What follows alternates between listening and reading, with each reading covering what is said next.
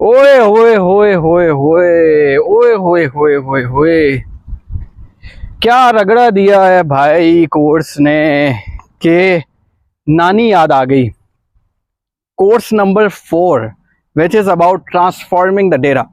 मुझे वैसे अंदाजा था इसका नाम सुनकर कि इसके अंदर प्रैक्टिकल चीजें होंगी, बट बाकी जो पहले के कोर्सेज थे, कोर्स 1 2 3, वो भी, कोर्स 1 को चलो छोड़ दो, बट कोर्स 2 और कोर्स 3 के नाम से भी ऐसे ही लग रहा था कि उसके अंदर भी प्रैक्टिकल चीज़ें हुई होंगी, लेकिन काफ़ी कम थी।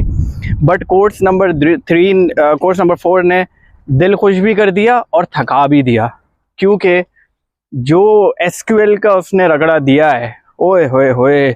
This course is full of SQL queries. ठीक है, सबसे पहले तो एसक्यूएल को इंट्रोड्यूस करवाया। ठीक है, बिग क्यूरी नाम का एक प्लेटफॉर्म है, तो उस पर जो है वो किस तरीके से आप एसक्यूएल से खेलेंगे, पहले तो वो बताया कैसे आपने डेटा सेट बनाना है, कैसे आपने इनिशिएट करनी है क्यूरी, पहले तो ये सारी चीज़ें हुई। उसके बाद फिर ये चला जाता है एसक्यूएल की क्यूरीज़ के ऊपर इटसेल्फ के क्यूरीज़ आप किस तरीके से रन करेंगे और कौन कौन सी होती हैं। जो अभी तक मुझे समझ में आई जो चीज़ बेसिक से, बेसिकली 3 तरह की चीज़ें होती हैं, मतलब on a very foundational level. Select, from and where. Select का मतलब ये हुआ कि आपने जो भी आपके जो डेटा है ना, कहाँ से लेना है वो आपने सेलेक्ट करना है।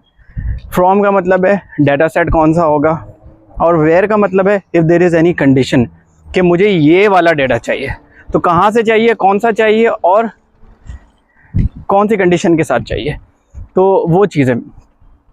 उसके बाद फिर उसकी बहुत सारी अलग अलग क्यूरीज़ हैं, ठीक है ना, तो वो सारी चीज़ें।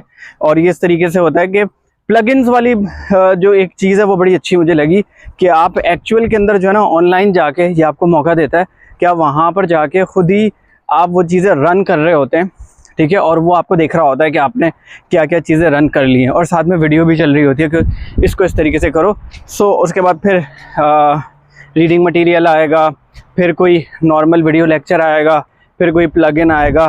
तो एक तो ये चीज़ के प्रैक्टिकल है, दूसरी ये चीज़ कि एक वो होता है ना कि अगर यही चीज़ अगर 1 घंटे का 2 घंटे का लेक्चर होता है तो वो मोनोटोनस हो जाता है बहुत ज़्यादा। तो इसके अंदर ना ये अपनी स्ट्रैटेजी को चेंज करते रहते हैं, अपने मोड ऑफ टीचिंग को चेंज करते रहते हैं कि कहीं पे वीडियो है, कहीं पे रीडिंग मटेरियल है, कहीं पे।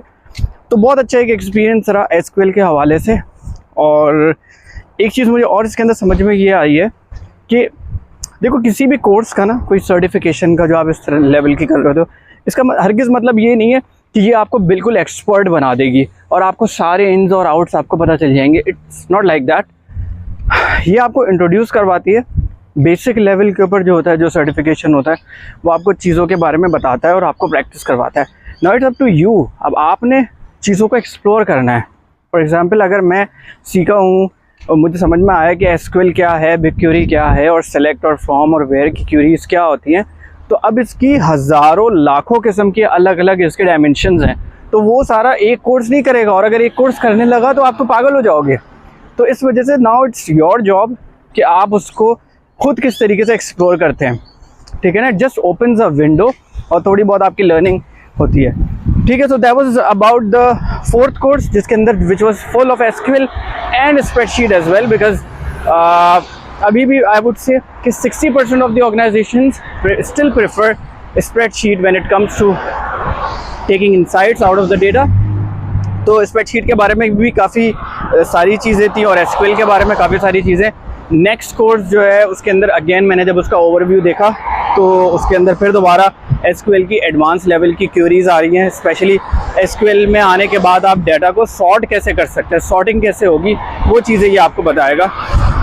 तो इट्स बीन गोइंग गुड, थकाया भी इसने, लर्निंग भी करवाई। देखते हैं कि अगला इसका जो कोर्स है वो कैसा होता है। Then I will make another video for you and give you my feedback about the course. Until then, bye bye.